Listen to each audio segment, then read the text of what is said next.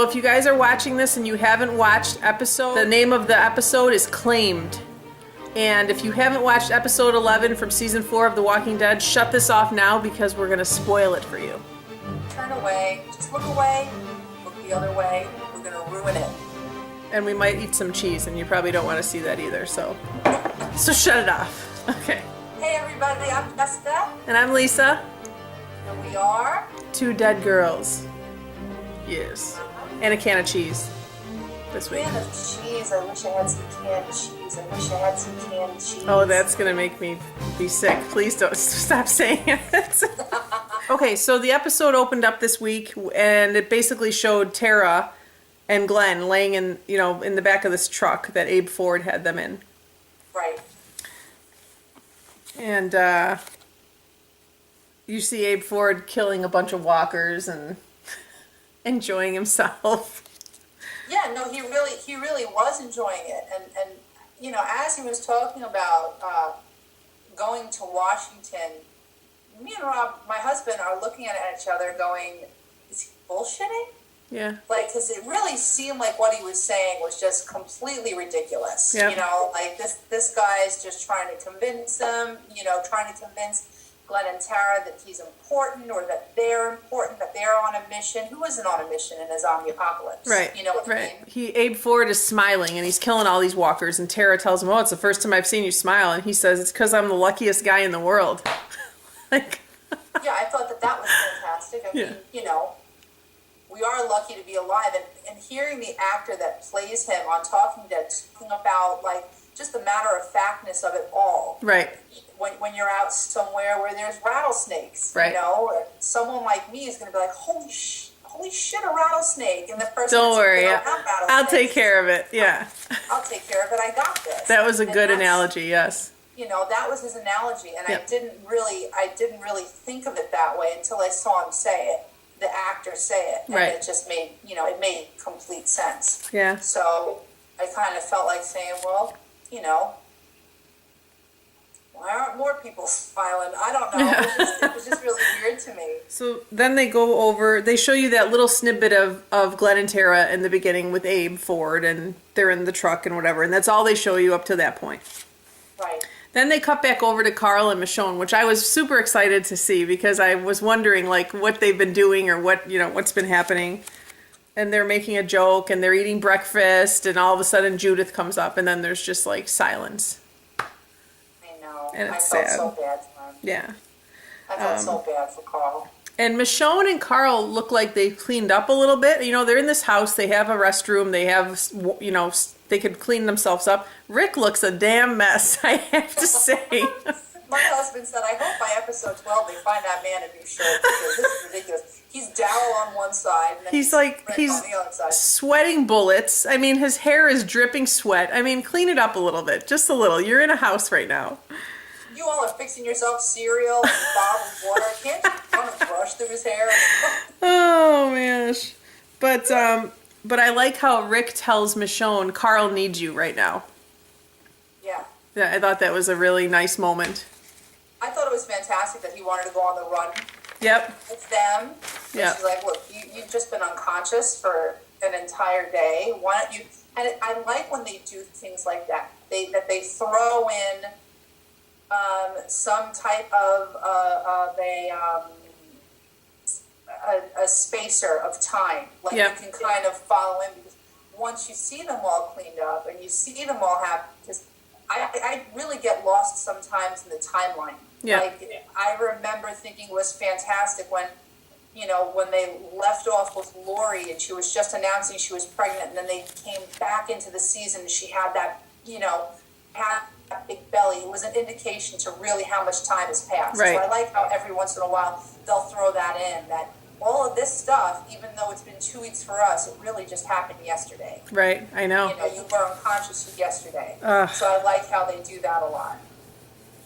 And I don't really think about that, because I really forget about how much time has passed. So yeah, that's a good thought. I like how Rick still has the watch that Carol gave him. I saw that. That was something. And Carl is still wearing the hat. Yeah, he's not going to let go of that. No, no. He's never going to let go of that. What do you make of Michonne and Carl's relationship? Because I know when the season ended of, or I think maybe when the season actually began, season 4, you and I were talking, saying, is something going on between Rick and Michonne? Is this like a mother-son kind of a Are they relationship? setting it up so that maybe that's going to be a connection somewhere down the line? I think it could be. Because when Michonne was confessing to Carl about all of these things and her son, and, does Dad know? Right. Like, did you tell anybody? Did you tell my dad? It's like, well, Why would I tell him? It's interesting that she chose him to confide in. Right. Yeah, she's definitely connected with him. She's definitely connected with him. I think more on like a mother figure, not so much a sister, more like a mother, I would say, because she kind of, feels responsible for him in the sense that you could see how she defends him and she she wants to be there for him. Yeah. And it's so funny how someone who's talking about soy milk can down a can of crazy cheese like that. No good. I wish we had soy milk, and then she's like, processed cheese. That was so gross, and it did not even make Carl laugh, so she did it for nothing. I know. Yeah, we have a can of cheese here today. We're not going to be eating it, though. We should do a giveaway. A free can of cheese. Free can of cheese. That's right. So Michonne tells Carl that she had a 3-year-old son. Yeah, Andre. And then Carl wants to know more, and she tells him, 1 room, 1 question per room that we clear. So all of a sudden, I thought that was great. I thought it was cool. All of a sudden, Carl's like clearing the rooms and he's asking her questions because he's interested. He wants to know more about her life,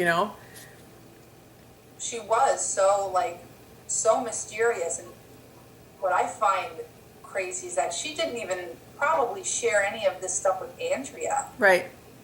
And it was just the 2 of them for the longest time, and now it's it's like this little family, and everything's coming out. Like, Andrea didn't even know who her pets were, and Andrea didn't know a lot of things about her, and she still kept those secrets, and she kept her guard with Andrea, and she's not with them. So I think that that's something, Right.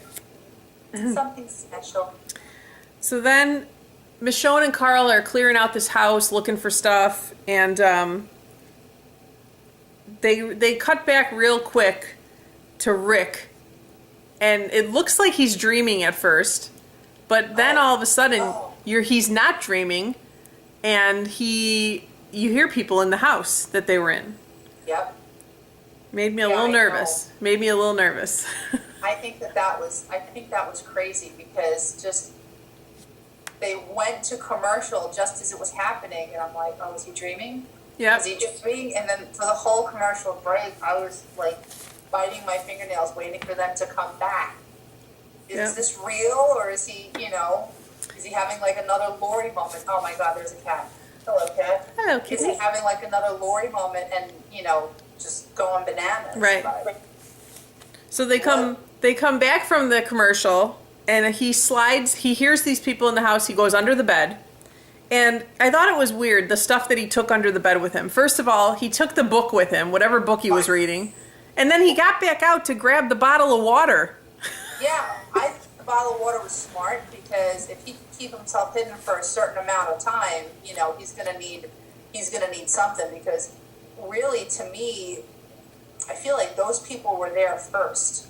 Right. I don't know. They were there and prepared to stay. So I kind of feel like he was in it for the long haul. Yep.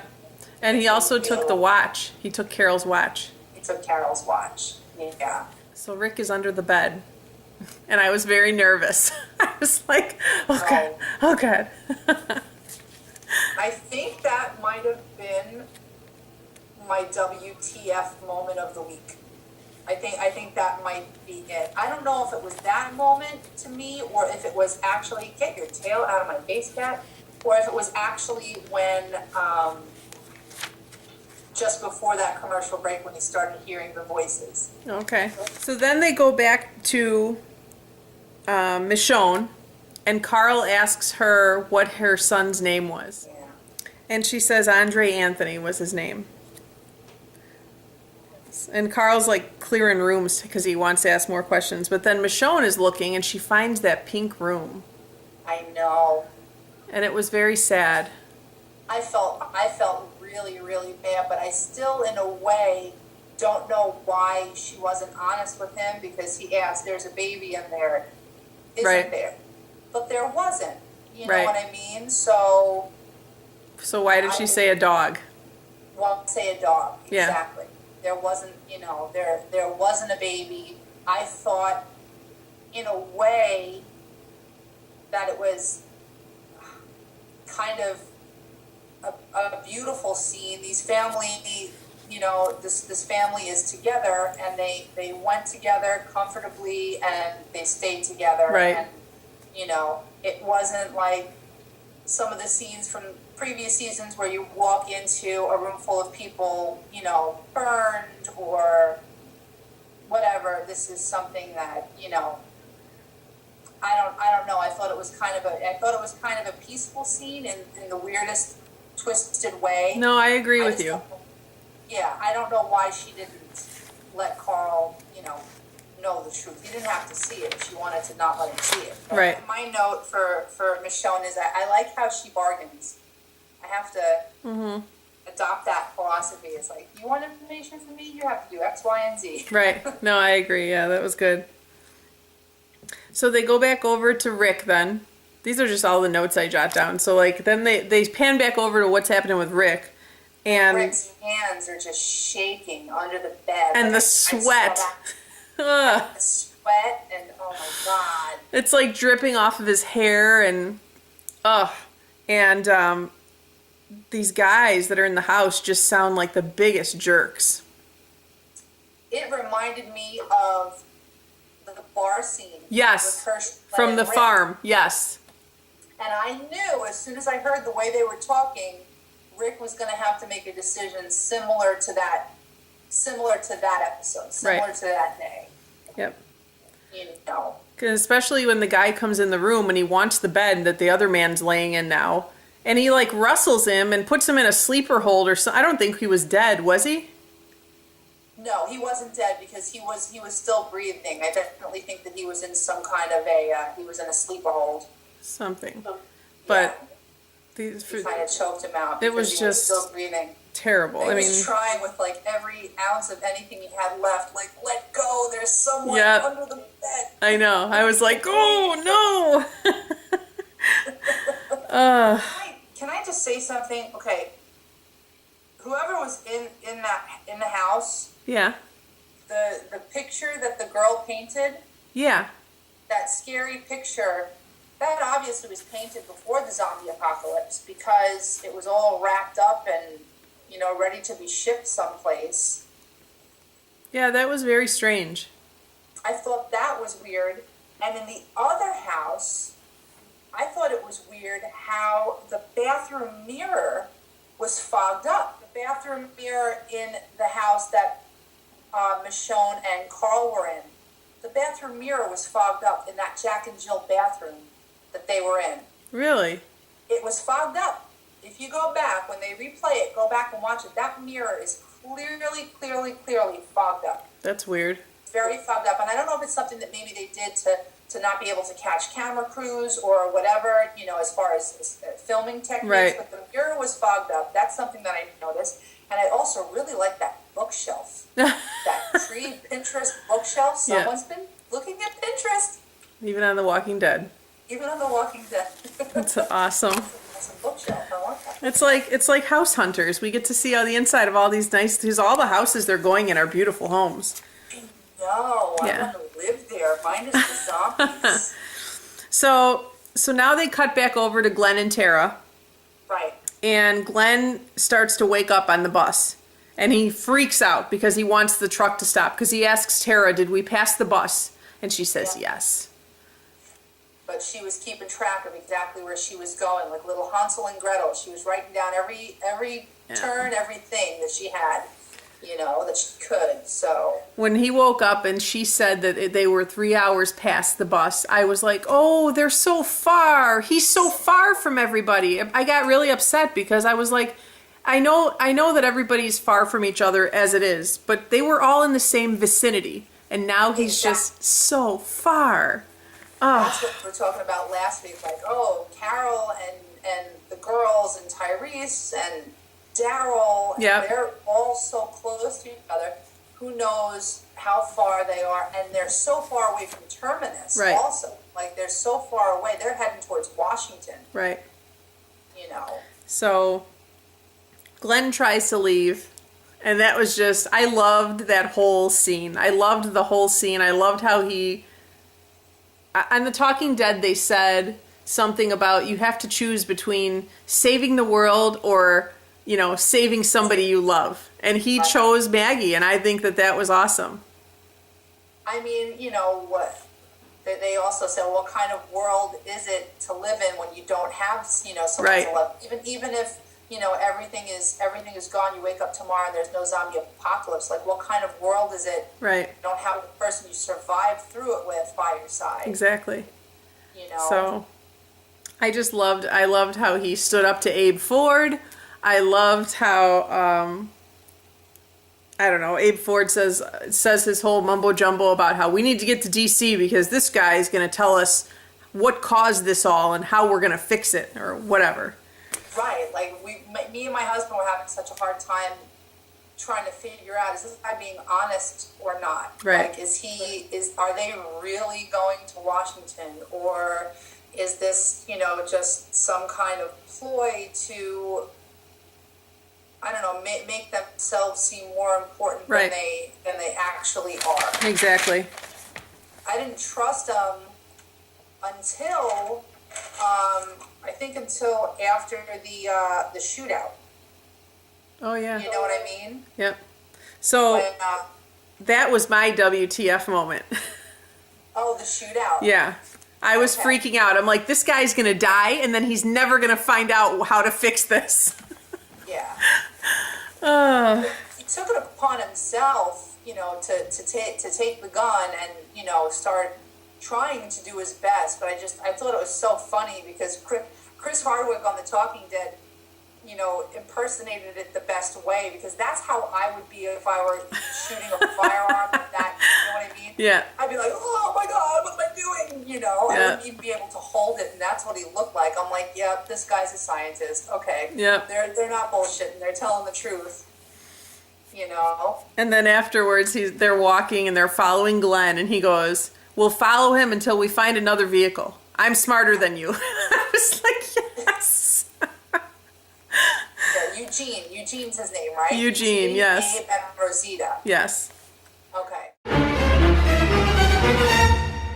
What the? So you already gave us a little bit of a sneak peek of like what your WTF moment was. So what part was it? My WTF moment was when Rick was stuck under the bed. It's a toss-up for me between when he was hearing the voices and when he was stuck under the bed. So here's a little combo pack of my two WTF moments.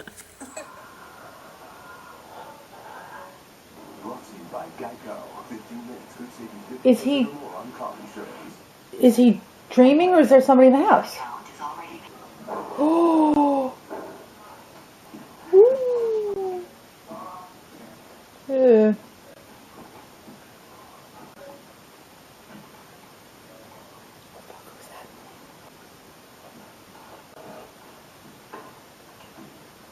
Oh my God.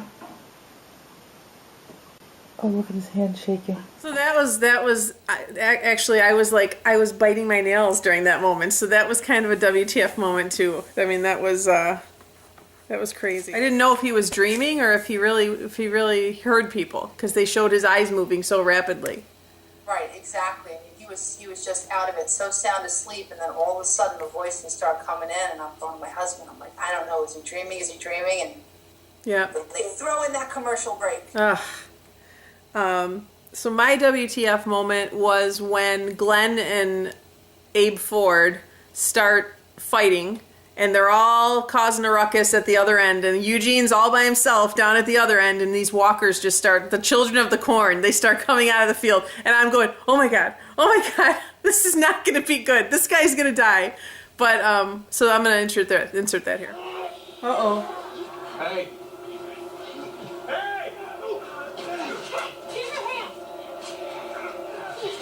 The only guy that knows how to fix it, he's going to get killed right now by a walker. Uh-oh. The children of the corn. Why wouldn't he get on the truck and shoot from up there? Oh, look at, there's a lot of them. He's wasting all that ammo. So that was my WTF moment. And I think that was the most walkers we saw in the whole episode, I think. Yeah, absolutely. So after that whole commotion goes down with Glenn and Abe Ford and that all happens, they cut back over to Rick. He's still under the bed. Under the bed. And He's staying there, nice and cozy. Those are some heavy men to be bending those support beams. They really did. In the bed. So Rick gets up from under the bed and goes into the bathroom where there's a guy on the pot, and he wrestles him down Yep. and chokes him. Yep. Going back to what I said, it was something that he had to. It was something that he had to do. Yes.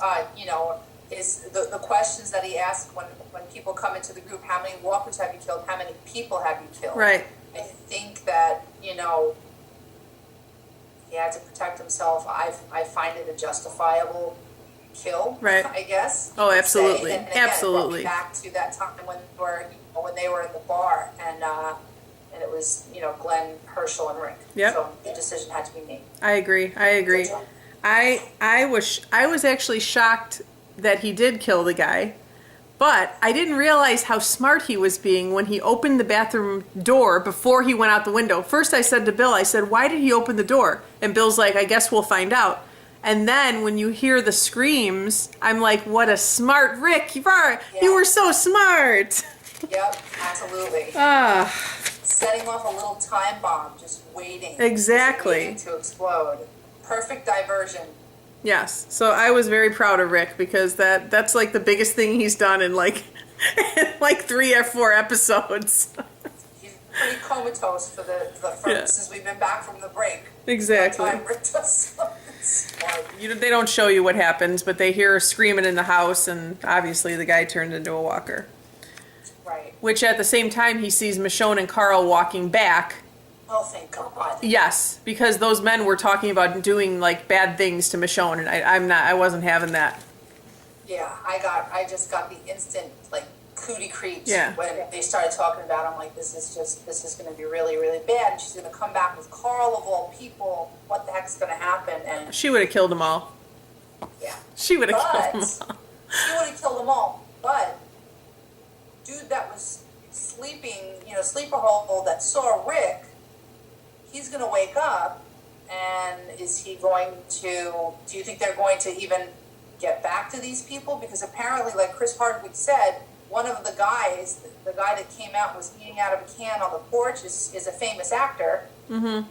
So he's probably going to be someone detrimental to the story. Are they going to bring us back to, hey, you were the guy that was sleeping under the bed. Like, I saw you before Maybe. so-and-so knocked me out and put me in a sleeper hole. That's a Are good they gonna point. touch on that? That's a good point. I didn't even think about that. Yes. Who knows what they're going to do.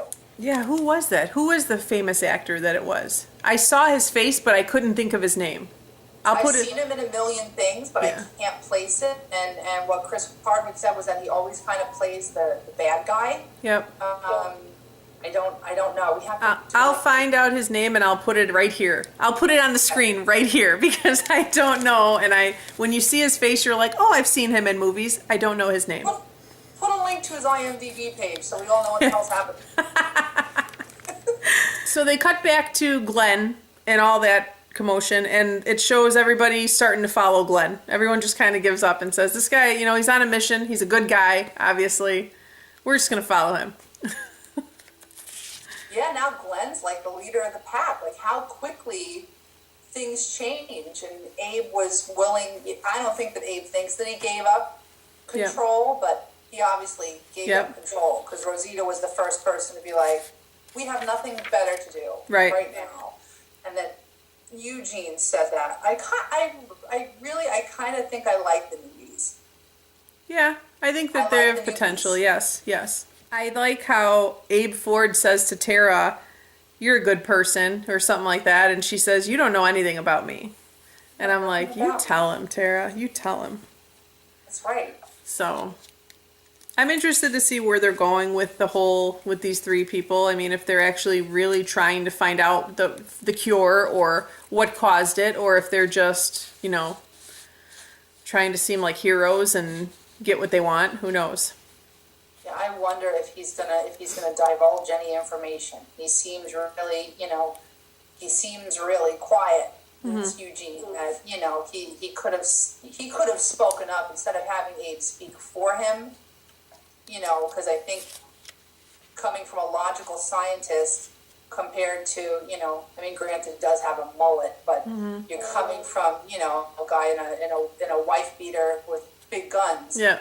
I take it a little more seriously coming from a scientist, but maybe, Yeah. So I know that I was like, yes, I was so happy when Glenn punched Abe Ford in the face. Not because he's a douche or a bad guy, but because he's telling him, your wife is dead. You're not going to find her. And that kills his hope. Yep, absolutely. And it's just like, you're not going to talk about my girl like that. Exactly. I loved it. And when he punched him, we both loved it. So we're going to show you our reactions to that punch right now. Doesn't mean you gotta go out that way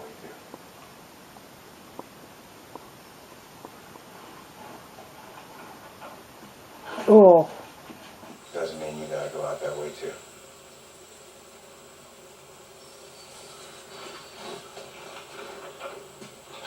Ooh. She's alive. But I'm gonna find her. So that was our reaction to Glenn, socking one to Abe Ford. So, Lisa. Yes. What was your favorite zombie kill of the episode? We haven't even discussed this. I'm interested to see if we picked the same one. So I had one, and then I changed it, and I had another. So I think I'm going to insert two, just because they're both short and sweet. The first one, I know I didn't react. I didn't say anything verbally, but I'm pretty sure my face was disgusted because when Abe Ford smashed the gun into that lady's head on the side of the truck or the bus or whatever, I was like, oh, I'm sure I made an ugly face. But then when Rick killed the guy in the bathroom, I would have to say that is my second favorite zombie kill of the week, because once I realized what he was doing, genius. I loved it. Yep. No, absolutely. Mine was the third walker that Abe killed. And it's funny because I think last week my favorite was the third of a series of one person killing as well. I think I remember that being the third. Yeah, I love it how he turned to her and he says, "You're a damn mess, zombie." Oh. Kind of like talk to her first, talking her up before he went in for it. You're a damn mess, honey, or he called her something like it was.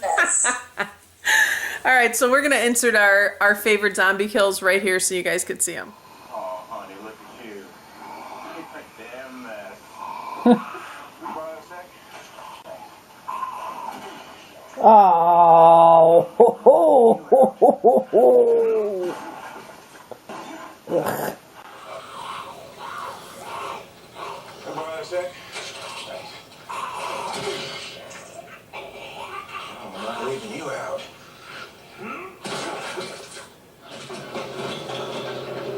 Oh, God.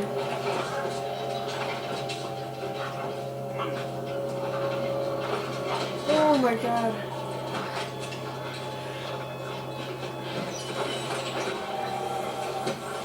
Oh, no scissors.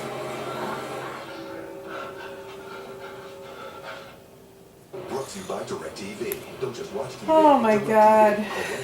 Why did he do that? Oh, he strangled the guy. He didn't shoot him in the head. He left the door open so that he turned into a walker. Oh. Nice. Way to go, Good Rick. thinking, Rick. So those were our favorite zombie kills. I think it's fun to see if we pick the same ones because we don't talk about this before we film. Can I announce a personal victory? Go ahead. I didn't cry Oh, once this episode. that's very good. You want some cheese whiz? I would like some cheese whiz. I'm not opening it. This is disgusting. I can't even believe this is sold. All right. So we go back now. So everybody's following Glenn, and Glenn is now the leader of the pack in not so many words because we're not going to start another fight. But I was happy to see that Glenn got his way and they were heading back. Although it made me so sad because they were 3 hours away in a vehicle. So how far are they on foot? Oh God, how are they going to make it? I don't know. How are they going to make it? I'm very And sad. do we know how far Terminus is from where they were? I don't From know. where Rick and everybody was? Could Terminus be some kind of a middle ground? I don't Which know. brings us to Terminus because now we know that you know, Michonne, Carl, and Rick were like, oh, what the heck, let's head on to Terminus. I have a feeling that they are going to leave us with the season finale arriving at Terminus. Like they're going to see it. And then that's going to be the end of the season and we're going to have to grab our ankles till next season. Till October. We're going to have to wait till October. So they do cut back though to Michonne, Carl, and Rick, and they're walking on a railroad, which I got so excited about. I'm like, they're on a railroad. They're going to see Carol. That's right. That's exactly what I thought. And I couldn't read whatever it said on the side of that train car. I couldn't even read it, but I assumed that it was Terminus, something related. Yeah. No, it was something like salvation to all who enter or something like that. And Michonne said to him, what do you think? And he said, I say, you know, he was all for it, which made me surprised. But, you know, they don't know what they're walking into, so why not? I just hope it's not another Woodbury. Yeah. I just hope it's not another Woodbury. You know, like I would feel really, really bad for them. I'd be heartbroken for them if they have to face that Yep.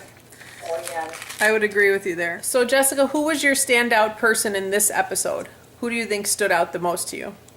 You know what? I'm going to say that I can't separate the three new people because I'm kind of looking at them as a character within themselves. I want to know more about them. I can't pick one person. I think the person that was on my mind the most, you know, afterwards was Eugene, Abe, and Rosita. So I don't have one person. I have three. I have the newbies. Okay. All So right. I'm kind of at a weird place that I don't know if I still don't know if I trust them, but in a way I kind of like them because they were combative at first, but then in a way they were just so submissive when Glenn's like, I'm leaving, and then they follow like little puppy dogs. I thought that was interesting because they were all rough and tumble at the beginning, and then, no, we got nothing better to do. Let's just follow Glenn. Yep. Rosita, or is that her name, Rosita? She followed him right away. She didn't even ask the other two guys. She just started walking. I was like, whoa, okay. She just went for it. So, yeah, that's a valid standout crew. I mean, those are the new characters. So How yeah. about you? What do you think? I Who's would- your number one? I think I would say that my favorite for this episode, which is odd because I don't ever say him, but Rick. I would say Rick because he actually like redeemed himself a little bit with that zombie kill. It was a very nice plan in a short amount of time that he had to think about it. And that he's back with the group. I don't know, is he healed? He jumped off that roof like a champ, even though he had bruised ribs or what. I mean, they never said what happened to his ribs from the governor. So, Yeah. And he sprinted to them real quick when Yep. he saw them coming through the trees. so I would say Rick. I think this one and Michonne. I was kind of excited that Michonne opened up a little more and you found out a little more about her story. Right. But yeah, so those were my two. I think. Yeah. Cool. Very good. All in all, it's funny because I'm more about the action-packed episodes. Not that this wasn't action-packed, but it was, I don't know, I feel like I took less notes than I normally do, but I enjoyed it. I think that every episode now, especially now that we are analyzing it the way that we do, and we're not just talking about certain things that come up here and there, we're like actually dissecting the entire episode. I'm looking at everything in a completely different way now. Yep. Paying attention to so much more. Okay, so we have a comment from episode 2, from last week's episode that we did. It's from Jason Scott and on YouTube, and he said, Beth thought, because we were wondering whose shoe that was that Beth freaked out about. He said, Beth thought that the shoe was either Luke or Molly's, the 2 kids from the mid-season finale that we haven't seen since. I didn't know that, but that could be true, exactly. And then he also said, by the way, Tara's sister is dead, which is what I had said, because when Glenn finds Tara, Tara says to him, I saw my sister in that field. In the field, yeah. Yeah. So that answers a few questions for us. Thank you. I had no idea she was dead. I don't remember seeing her die. I don't recall seeing her die either, no. But I think they just make you believe that by how she's left. But thank you, Jason, for the comment. That was, I love all of those little tidbits of information. I think it's fun to see what other people have to say. We've been getting really good feedback and people like watching along and commenting as the video is playing. Yeah. I can tell that they're doing that. I think that's fantastic, and I'm so glad that everybody's taking the time to watch. Share this with your friends if they're Walking Dead fans. Absolutely. And, thumbs up if you like it, and leave comments. We love them. And share your cheese whiz. You should always share your cheese whiz. But, so that was this week's episode. We hope you enjoyed it. So the Oscar for next week, let's take a little poll in the comments. Do you think that The Walking Dead is going to beat out the Oscars in the ratings? Because we have listen to me, like it's my show. Me and Robert Kirkman and Lisa, we got this. We beat the Olympics, and that's a pretty tremendous feat. Yeah, absolutely. For 2 weeks in a row. Do you think that Walking Dead's going to beat the Oscars? I think so. I think so. Yeah. So that would be it. That would be interesting. Yeah, leave your comment below. Let us know if you think that or not. And let us know how you're liking these videos. If you like it, give us a thumbs up. Like it. Check out our Instagram, Dead Girls Vlog. I'll link it all below in the description box, and like us on our Facebook page, where we share funny pictures and thoughts for The Walking Dead all week long. So until next week, guys, I'm Lisa. And I'm Jessica. And we are 2 Dead Girls. with a can of Cheese Whiz this week. Bye, guys. Bye. See you next week.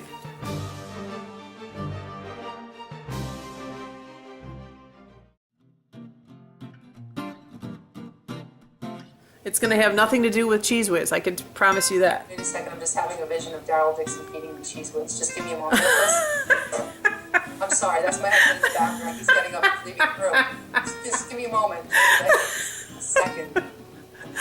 Oh my gosh. I'm not done yet. Hang on. A little longer. Okay, there. All right. We're good. All right.